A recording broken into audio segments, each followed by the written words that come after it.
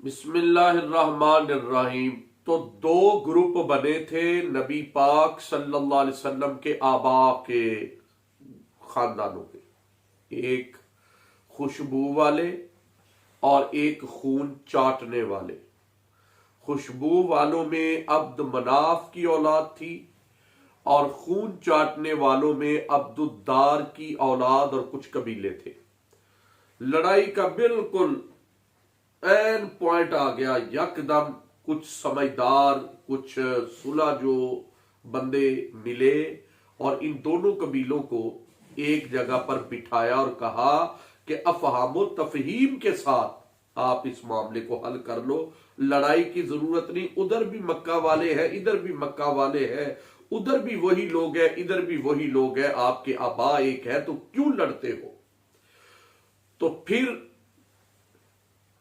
چند باتوں پر صلح ہو گئی کہ کچھ معاملات ہیں جن کی نگرانی عبد مناف کی اولاد کرے گی اور کچھ ایسی خدمات ہیں، ایسے اعزاز ہے جو عبد الدار والے جو ہے نا وہ نبھائیں گے۔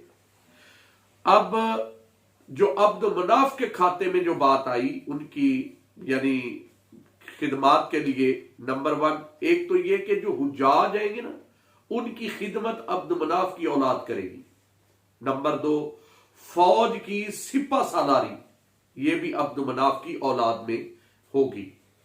اور جو عبد الدار والے ہیں ان کے ذمے بھی 2 خدمات آ گئی۔ نمبر 1 کعبہ شریف کی حفاظت، تولیت، کعبے کی چابی، کعبہ کھولنا، بیت اللہ کی خیال، یہ بھی عبد الدار کرے گا۔ نمبر 2 وہ دار الندوہ کہ جھگڑا ہو گیا، فیصلہ کون کرے گا، کوئی نکاح کا معاملہ، یعنی دار الندوہ کے اندر کے معاملات وہ بھی عبد الدار والے نبھائیں گے۔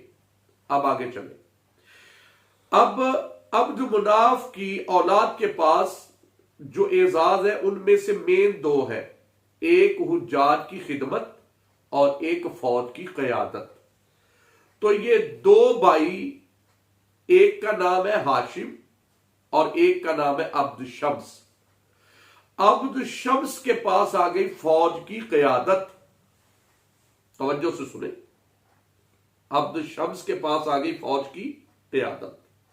عبد شمس کے بعد یہ فوجی قیادت کی ذمہ داری لے لی یہ امیہ نے۔ امیہ کے بعد یہ قیادت آ گئی حرب کے پاس، حرب سے یہ قیادت آ گئی ابو سفیان کے پاس۔ وہ شروع سے چل رہا تھا نا نسل در نسل، تو ابو سفیان ہی فوج کا لیڈر رہا۔ آپ دیکھیں غزوہ احد کے موقع پر فوج کی قیادت کرنے والا کون تھا؟ مکہ کے لوگوں کی، کفار کی، ابو سفیان ہے۔ احزاب میں دیکھ لو کون ہے؟ ابو سفیان ہے۔ بدر میں تو چونکہ یہ باہر اپنے تجارت کے لیے گیا ہوا تھا نا، اس لیے ایک دوسرا بندہ وہ بھی انہی کے خاندان کا تھا جو قائد تھا، جو ان کا سپہ سالار بنا تھا، وگرنہ فوجی قیادت اسی خاندان کے پاس رہی ہے۔